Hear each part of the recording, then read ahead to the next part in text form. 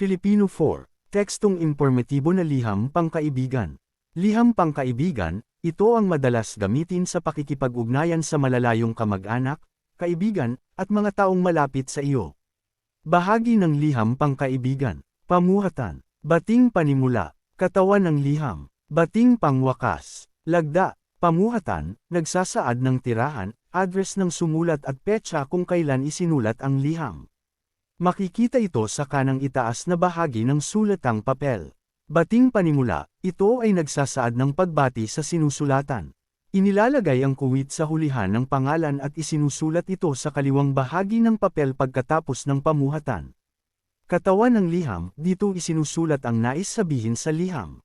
Ito ay patalata. Bating pangwakas, maikli at magalang na pamamaalam pagkatapos ng katawan ng liham at isinusulat sa katapat ng pamuhatan.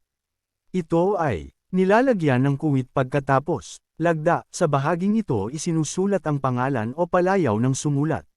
Narito ang isang halimbawa ng liham pangkaibigan. Dor A. Raimundo Street, Haro, Iloilo City. ika-18 ng Nobyembre taong 2016. Ito ang tinatawag na pamuhatan. Mahal kong Sara, ito naman ang bating panimula. Kamusta na ang aking matalik na kaibigan? Matagal na rin tayong hindi nagkita matapos ang ating pag-aaral sa kolehiyo. Nabalitaan ko na nakapasa ka sa pagsusulit para sa mga bagong inhinyero. Ako ay talagang natutuwa sa iyong bagong tagumpay. Inaasahan ko na muli tayong magkaroon ng panahon upang magkita at makapag-usap gaya noong tayo ay mga mag-aaral pa lamang.